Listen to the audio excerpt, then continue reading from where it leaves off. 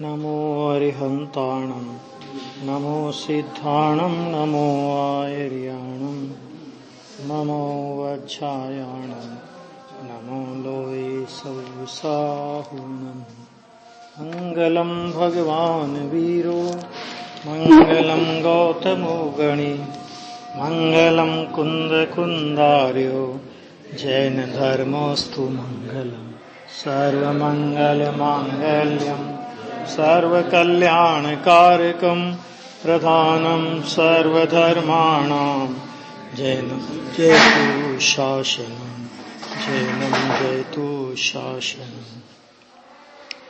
नम्योणजीर्णं वीरम् अनन्तवर्णानदंसन् सहावं वोच्छामिण्यं सारं केवली शुद्ध केवली नियम सार की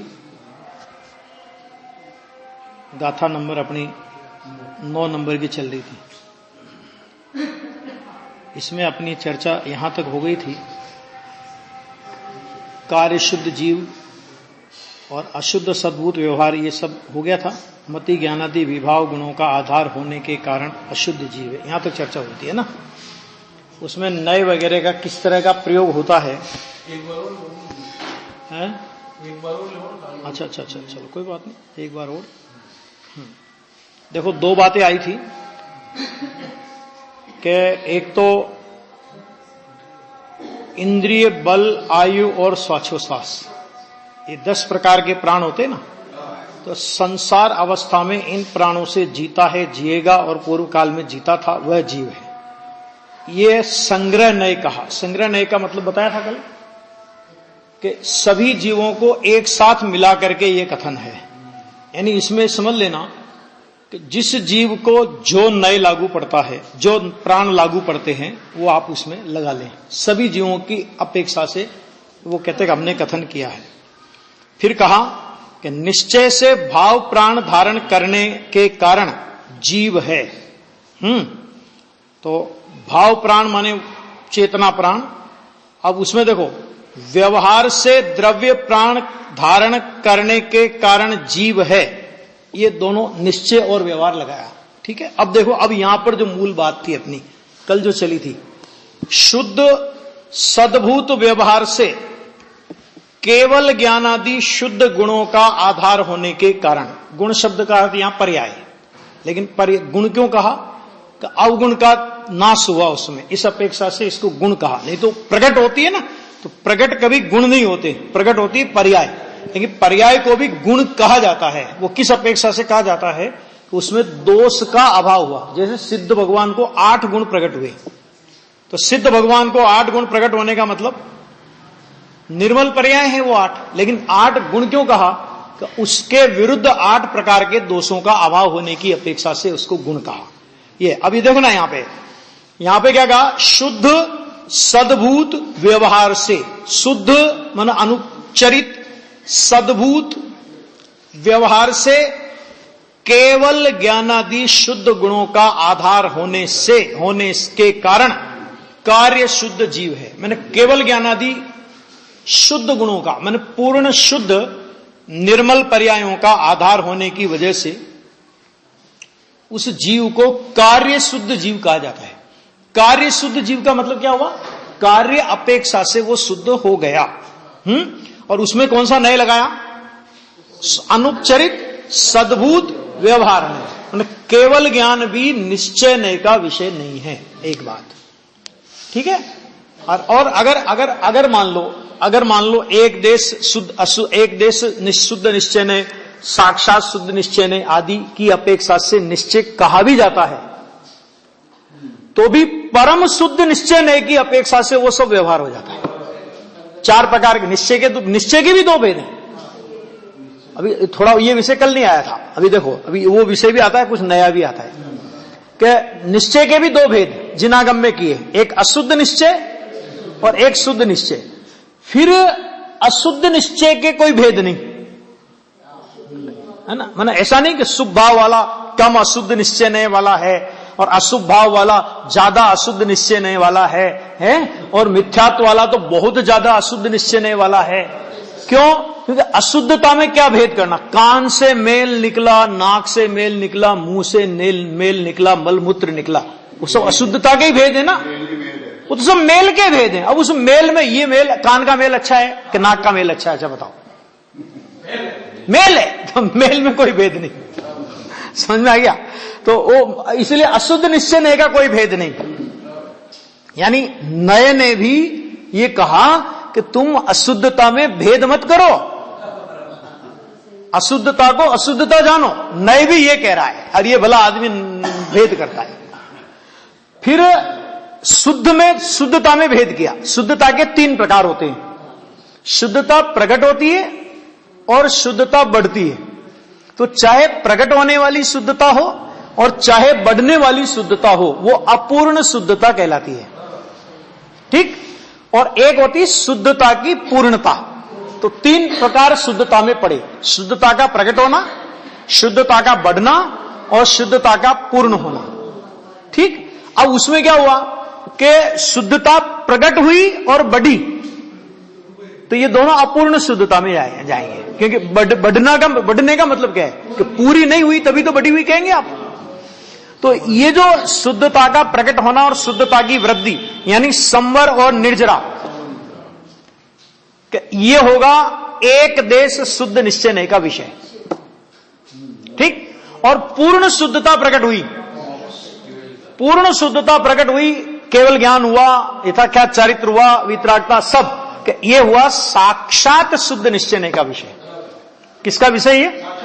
साक्षात शुद्ध निश्चय नय का विषय, बराबर। अब देखो ये हो गया शुद्ध निश्चय नय, एक देश शुद्ध निश्चय नय, साक्षात शुद्ध निश्चय नय, और एक और है परम शुद्ध निश्चय नय। कि वो परम शुद्ध निश्चय नय क्या कहता है कि परम शुद्ध निश्चय नय ये कहता है कि प्रकट नहीं हुई, जो पहले से ही शुद्ध है, जो प्रकट नहीं होता, जो सदा शुद्ध है। तो जो सदा शुद्ध है वो परम शुद्ध निश्चय नय का विषय है, बराबर ख्याल में आ गया। तो सदा शुद्ध उसको बोलेंगे परम शुद्ध निश्चय नय, पूर्ण शुद्ध साक्षात शुद्ध निश्चय नय, एक देश शुद्ध, एक देश शुद्ध निश्चय नय, अशुद्धता अशुद्ध निश्चय नय, ठीक है। अब ये 4 भेद कर दिए। अब उन्होंने क्या कहा पता है, पंचाध्याय में ये कहा, गुरुदेव श्री के प्रवचनों में, अभी 11वीं गाथा के प्रवचन चलाए थे मैंने विदिशा में, 11वीं गाथा चलाई थी, तो उसमें गुरुदेव ने एक बहुत अच्छा रेफरेंस लिया।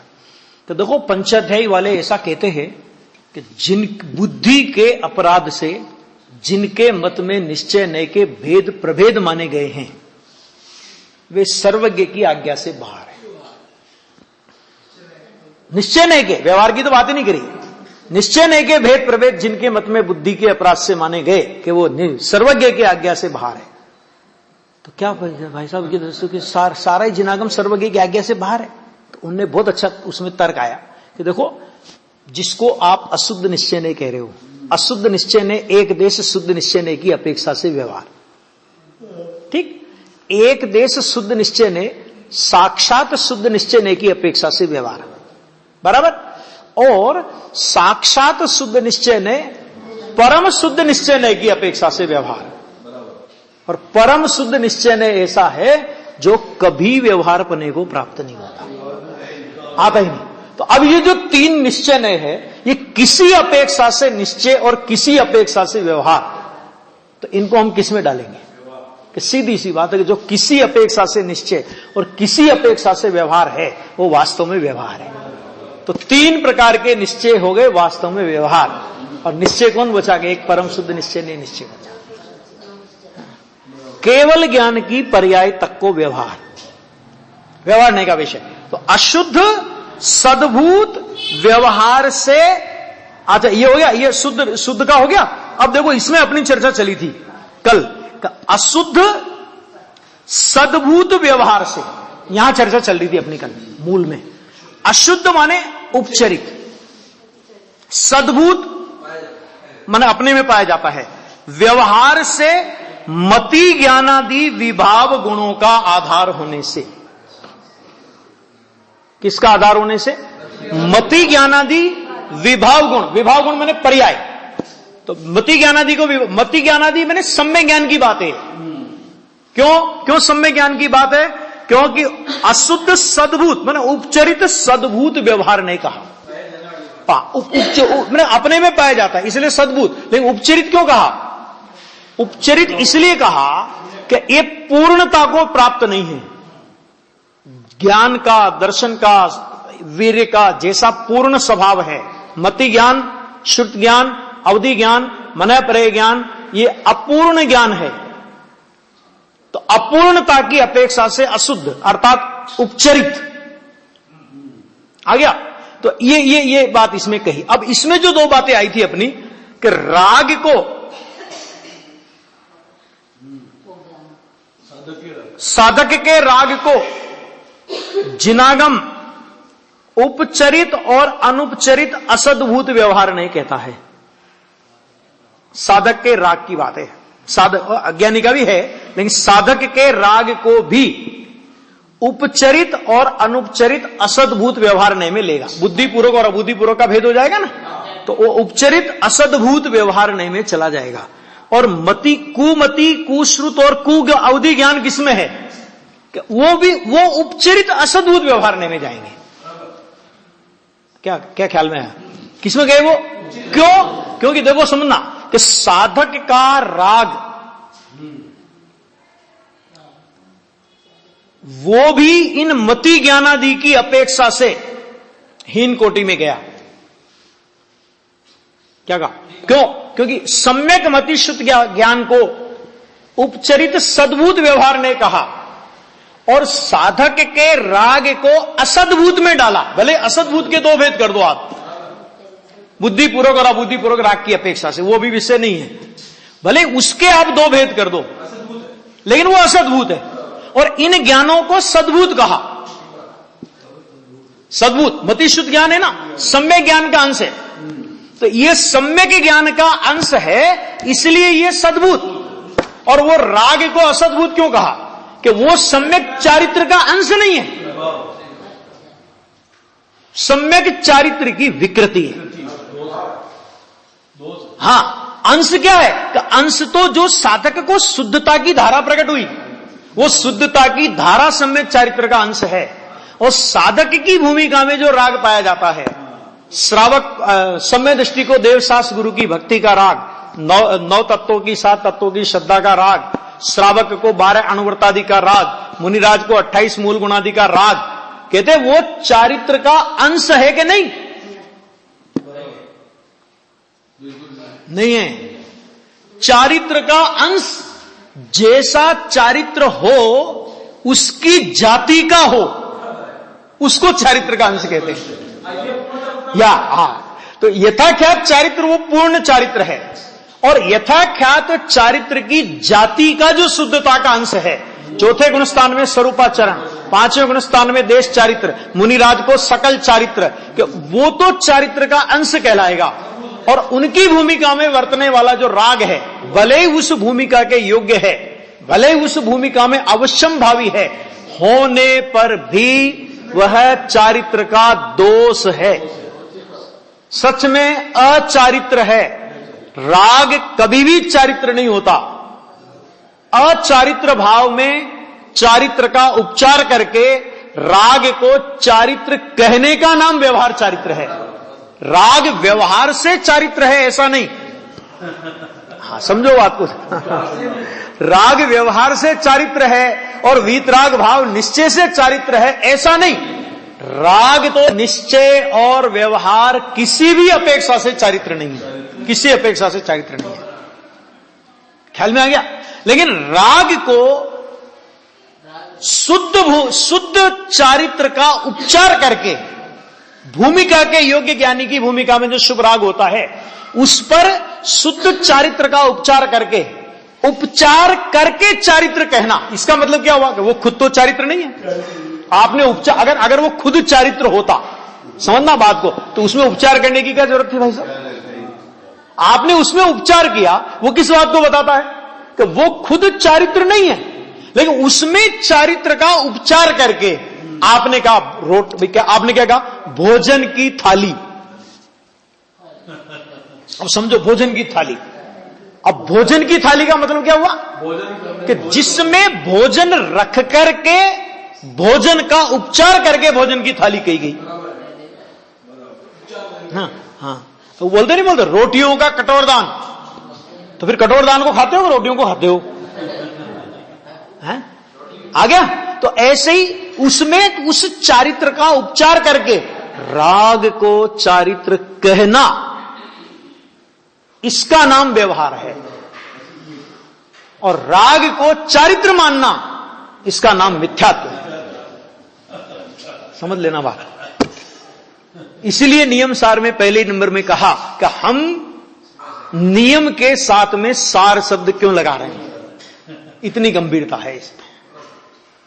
पॉइंट समझ में आ गए सारे, है ना। कल जो लिए थे फिर उसको अपन ने थोड़ा और रिपीट कर दिया। थोड़ा गंभीर है विषय, सामान्य विषय नहीं है, बहुत गंभीर विषय है ये, है। समझ में नहीं आवे अभी तो चिल्ला पड़े लोग मुमुक्षु मंडल के अलावा कहीं बोलने। अभी तो मुमुक्षुओं को नहीं पचे ऐसा विषय। अभी तो क्या है, अपने में भी तो घुस गया वो क्रियाकांड, धीरे धीरे धीरे धीरे धीरे धीरे पैर पसारने लगा। और जीव को करनी का रस तो है ही,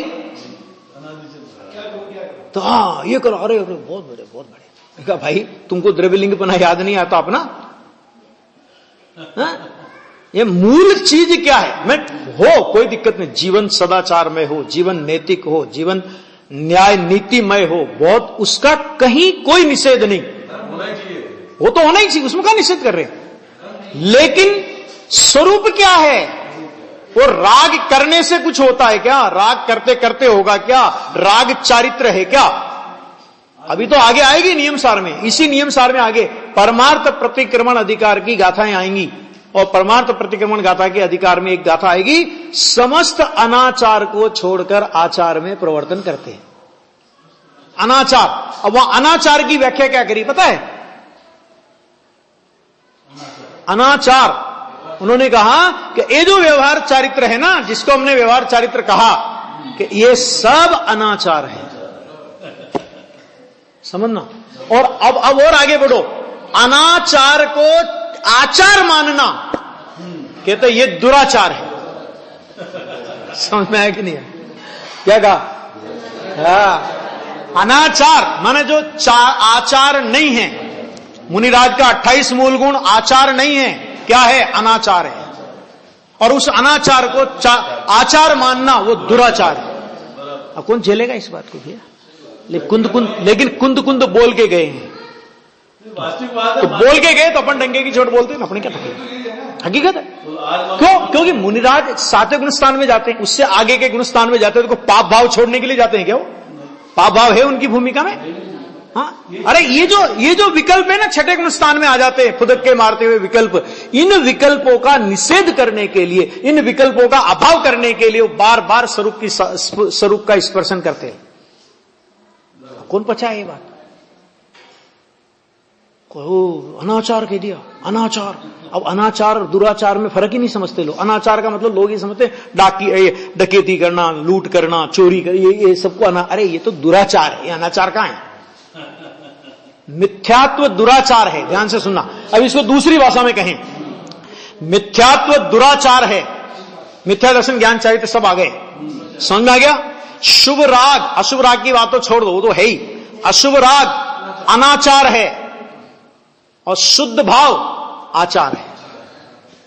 3 पॉइंट में समझ लो सारी बात। आचार कौन, शुद्ध भाव। अनाचार कौन, शुभ भाव। और दुराचार कौन, कि शुभ भाव में धर्म मानना अथवा पाप के परिणाम, वो सब दुराचार में डाल दो। पाप को भी दुराचार में डाल दो, कोई तकलीफ नहीं, पाप दुराचार है, क्योंकि पाप में किसी की हिंसा का परिणाम आएगा, दुराचार है ना। अब जिसको लोग धर्म मान के बैठे, अब उसको तुम अनाचार कहो तो चिल्लाएंगे तो सही, और फिर तो कहेंगे कि इनको बाहर करो। आ गया ये लिखा, आधार होने से आ गया अशुद्ध जीव है, आ गया ये हो गया ना। अब देखना, शुद्ध निश्चय से, अब देखो यहां पे बहुत बढ़िया, शुद्ध निश्चय से, ये शुद्ध निश्चय क्या है, वो जो परम शुद्ध निश्चय ने कहा ना, जिसे देखो परम शुद्ध, देखो निश्चय नय के जो शुद्ध निश्चय नय है ना, उसके 3 भेद होते हैं। एक होता है परम शुद्ध निश्चय नय, एक शुद्ध निश्चय नय, और एक देश शुद्ध निश्चय नय। वो बीच वाला जो शुद्ध निश्चय नय है उसको साक्षात शुद्ध निश्चय नय भी कहते हैं, और कभी कभी शुद्ध निश्चय नय भी कह देते हैं। मतलब मूल में मूल है शुद्ध निश्चय नय, और फिर शुद्ध निश्चय नय के 3 भेद किए। परम शुद्ध निश्चय ने, शुद्ध निश्चय ने, साक्षात को अलग बताने के लिए अपन कह रहे हैं, और एक देश शुद्ध निश्चय ने। तो अभी कभी क्या होता है कि कभी तो आचार्य देव शुद्ध निश्चय ने का प्रयोग जिसके ये तीन भेद हैं उसके अर्थ में करेंगे। तो आपको निकालना पड़ेगा कि इसमें एक देश शुद्ध निश्चय नहीं लगेगा, साक्षात शुद्ध निश्चय नहीं लगेगा, कि परम शुद्ध निश्चय नहीं लगेगा। और कभी कभी परम शुद्ध निश्चय नहीं के लिए भी शुद्ध निश्चय नहीं शब्द का प्रयोग करते हैं। बराबर। देखो तो यहां पे क्या कहा, अब यहां कहते हैं शुद्ध निश्चय से, अर्थात परम शुद्ध निश्चय से सहज ज्ञानादि, सहज ज्ञानादि, ये त्रिकाली। सहज ज्ञानादि माने क्या, सहज ज्ञान, सहज दर्शन, सहज सुख, सहज वीर्य इत्यादि अनंत गुण।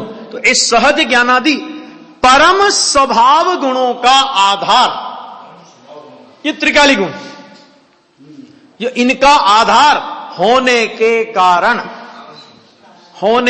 कारण, मान इन सहज ज्ञानादि परम स्वभाव गुणों का आधार कौन है कि द्रव्य। हाँ, तो ये आधार है और गुण आधे, बोलते नहीं बोलते, द्रव्याश्रया निर्गुणा गुणा। तो द्रव्य जिसका आश्रय है, द्रव्य जिसका आधार है, तो वो कहते हैं कि सहज ज्ञानादि परम स्वभाव गुणों का आधार होने के कारण शुद्ध जीव है। इसका नाम है कारण शुद्ध जीव। ये कैसा कि एक त्रिकाल शुद्ध है, नित्य शुद्ध है, सहज शुद्ध है। ऐसे कारण स्वभाव जीव का अवलंबन लेवे, पर्याय में कार्य शुद्धता प्रकट होती है। आगे समझ में? हाँ, इस कारण शुद्ध में पर्याय आएगी नहीं, पर्याय तो आगे ना, कार्य शुद्ध तक तो अशुद्ध उसमें लिया ना, उपचरित अनुपचरित सद्भूत व्यवहार ने में ले लिए ना। तो पर्याय केवल ज्ञान तक की पर्याय, भाई सारी पर्याय का तुमको डिवीजन बता दिया कि नहीं बता दिया, कि शुद्ध पूर्ण शुद्ध पर्याय होगी इस नए का विषय होगी, अपूर्ण शुद्ध पर्याय होगी इस नए का विषय होगी, अशुद्ध पर्याय होगी इस नए का विषय होगी। तो अब पर्याय के तो तीन ही प्रकार है, अशुद्ध, अपूर्ण शुद्ध और शुद्ध, अथवा अपूर्ण और पूर्ण।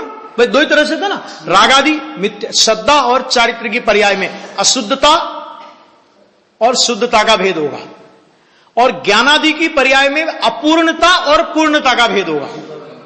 बराबर। और उन सारी पर्यायों को व्यवहार में डाल दिया।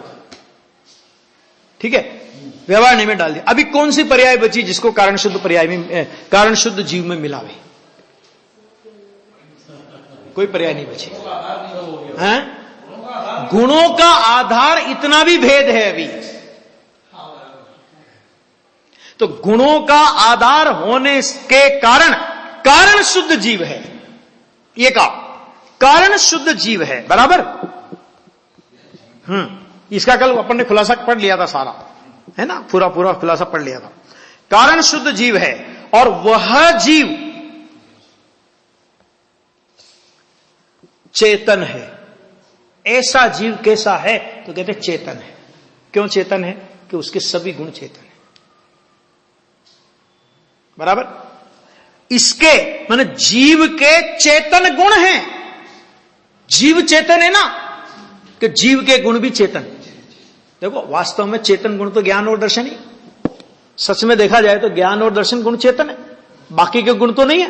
लेकिन ज्ञान दर्शन जीव के मुख्य गुण होने से जीव के सभी गुणों को चेतन बोला जाएगा।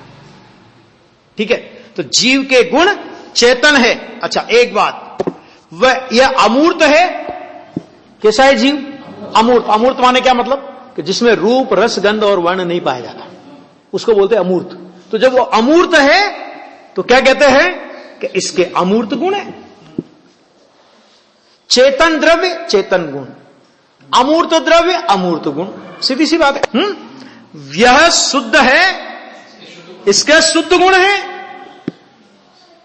द्रव्य में अशुद्धता नहीं, द्रव्य के किसी गुण में अशुद्धता नहीं। अरे द्रव्य की अनादि अनंत पर्यायों में अशुद्धता नहीं। अशुद्धता एक निश्चित काल तक होती है, अनंत काल तक भव्य जीव को अशुद्धता नहीं हो सकती। और अभव्य को हो तो भी एक समय की अशुद्धता दूसरे समय नहीं रहती, दूसरे समय दूसरी अशुद्धता। और द्रव्य तो अनादि अनंत, वो का वही, वो का वही, वो का वही, वो का वही, वो का वही, ऐसा का ऐसा का ऐसा का ऐसा रहता है वो। इसको बोलते अन्वय, और पर्याय को बोलते व्यतिरेक। अन्वय माने वही का वही, और व्यतिरेक माने हर क्षण बदलने वाला। तो शुद्ध अशुद्धता की सत्ता कितनी? एक समय जितनी, एक समय जितनी। और शुद्धता की सत्ता कितनी? अनादि से आज तक कभी अशुद्ध हुई नहीं, और आज से अनंत काल तक कभी अशुद्ध नहीं होगी। आगे समझ में? ये क्या है? ये शुद्धता की सत्ता है। त्रिकाली सत्ता शुद्ध, त्रिकाली सत्ता शुद्ध, और एक समय की पर्याय में अशुद्धि, एक समय की पर्याय। अब एक समय की पर्याय की अशुद्धि इतनी मुख्य हो गई कि एक समय की अशुद्धि को देखकर हमने पूरी सत्ता को अशुद्ध मान लिया। इसको बोलते पर्याय दृष्टि। एक समय की पर्याय के आधार पर संपूर्ण वस्तु को अशुद्ध माना। इसका मतलब क्या हुआ कि संपूर्ण वस्तु को हमने एक पर्याय जितना माना। इसको बोलते पर्याय दृष्टि, मिथ्या दृष्टि। और द्रव्य दृष्टि क्या करती है कि एक समय की अशुद्धता को गौण करती है, और उसी समय जो अनादि अनंत द्रव्य शुद्ध है उसके बल पर यह बोलती है कि मैं शुद्ध हूं। और जहां उसका यह स्वर हुआ कि मैं शुद्ध, अब ढूंढो अशुद्धता कहां है? क्योंकि बोलने वाला कौन है? यह अनुभव करने वाला कौन है कि मैं शुद्ध हूं? शुद्ध का अनुभव शुद्ध नहीं करता। ध्रुव का अनुभव ध्रुव सत्ता नहीं करती, ध्रुव का अनुभव पर्याय करती है। तो जो पर्याय ध्रुव का अनुभव करने लगी, ये कि मैं ये ध्रुव शुद्ध चैतन्य सत्ता हूं, अब वो पर्याय, अब ढूंढो उसमें अशुद्धता लाओ। हाँ, ये है माने अशुद्धता कोई चीज ही नहीं है सच में देखा जाए तो। एक समय की तो है ना, और एक समय की तो इसलिए कि तू इधर नहीं देखता, इसलिए उसका नाम अशुद्धता है। एक समय की अशुद्धता का मतलब क्या कि तू इधर नहीं देखता ना, कि इसका नाम अशुद्धता है। इधर देख और फिर बोल के अशुद्ध है, बोल के तो देख, है ही नहीं, देखता ही नहीं है। इसलिए ज्ञानी कहते हैं अशुद्धता के, किसने कहा अशुद्धता है? मेरे द्रव्य में अशुद्धता नहीं, मेरे गुण में अशुद्धता नहीं, और जाओ मेरी एक समय की पर्याय में अशुद्धता नहीं। कि अशुद्धता फिर तो होगी कहीं पड़ोस में, मेरे में नहीं है। हाँ, ऐसा। तो ये आ गया जीव के अमूर्त उसे देखो, यहां शुद्ध है द्रव्य है ना, और इसके गुण शुद्ध है। अच्छा, फिर क्या? यह अशुद्ध है, इसके गुण अशुद्ध है। हाँ, और पर्याय भी इस प्रकार है। ये आया, ये प्रदेशत्व गुण वगैरह की अपेक्षा से कथन है। क्योंकि प्रदेशत्व गुण में क्या होता है कि देखो, कोई न कोई रहता ही ना प्रॉब्लम। देखो, गुरुदेव एक बहुत अच्छा बोलते थे, वो कहते थे कि हमने अनंत गुणों में विचार किया, अनंत गुणों में हमने विचार किया। तो अनंत गुणों में विचार किया तो क्या लगा हमें कि मात्र 21 या 22 गुणों की पर्याय में अशुद्धता है। हो सकता, उन्हें ये भी बोला कि हो सकता है और भी कुछ गुणों में हो, लेकिन बहुत विचार करने पर भी 21-22 गुणों से ज्यादा गुणों में अशुद्धता ख्याल में नहीं आती। जैसे बोलते थे अस्तित्व आदि 6 सामान्य गुण है ना, तो 6 सामान्य गुण में मात्र प्रदेशत्व गुण का परिणमन अशुद्ध है। आकार होते हैं ना, तो आकार में मनुष्य आदि के आकार हो जाता है, आत्मा के प्रदेश, तो पर सापेक्ष आकार हो गया। बाकी सामान्य गुणों में किसी गुण में अशुद्धि है। अच्छा बताओ, अगर अस्तित्व गुण की पर्याय में विकृति हो तो अस्तित्व गुण की पर्याय की विकृति क्या होगी? असत्ता। खत्म हो गया ना फिर तो। ये बहुत बहुत न्यायपूर्ण विषय है ना, इसमें आए हैं, बहुत गंभीर गंभीर विषय है। आगे देखो, और जो गलन पूर्ण स्वभाव सहित है, क्या मतलब? गलन पूर्ण का मतलब क्या? मिलना और बिछुड़ना, अर्थात पृथक होते हैं और एकत्रित होने के स्वभाव वाला है, वह पुद्गल है। अब इसमें क्या समझे अपन, गलन और पूर्ण स्वभाव वाला पुद्गल। या क्या मतलब कि कोई चीज अखंड अपने को दिखाई दे रही, अब वो गिर गई, टूट गई। कांच का बहुत बढ़िया सेट लेके आए अपन लोग, बहुत सुंदर, फिरोजाबाद से, बहुत सुंदर, बहुत कीमती। और आते ही बच्चे ने वो सेट ऐसे करके यूं देख रहा था, देखते देखते हाथ में से छूटा और गिर गया और फूट गया। अब मां भी उस पर पिल रही है, बाप भी पिल रहा है, बेटे मैंने तो इतना खरीद के लाया, तुमने ऐसा कर दिया, वैसा कर दिया। उस समय ये याद करो, पुद्गल का पूर्ण गलन स्वभाव है। क्यों?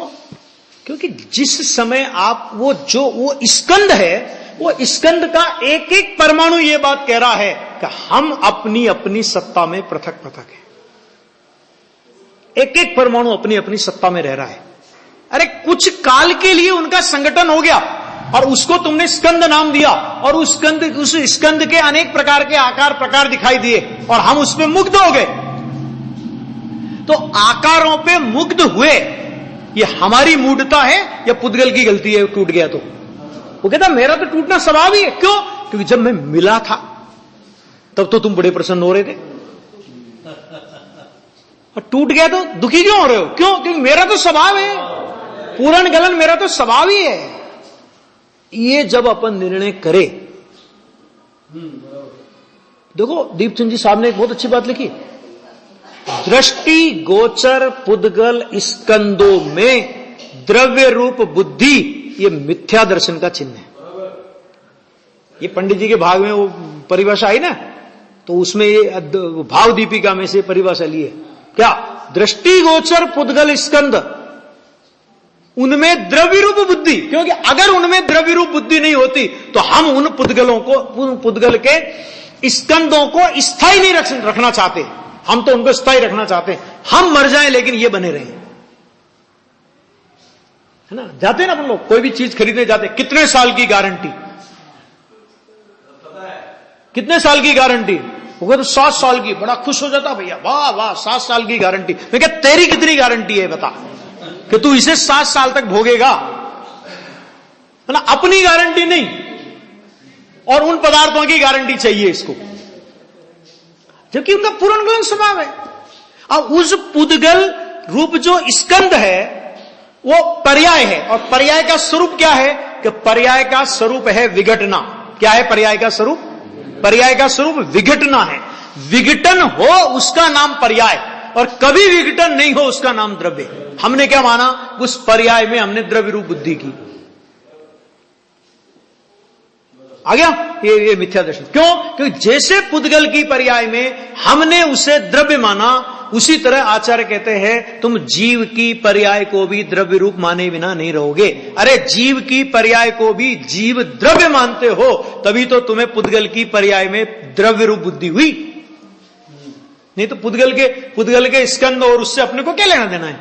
लेकिन ऐसा होता है।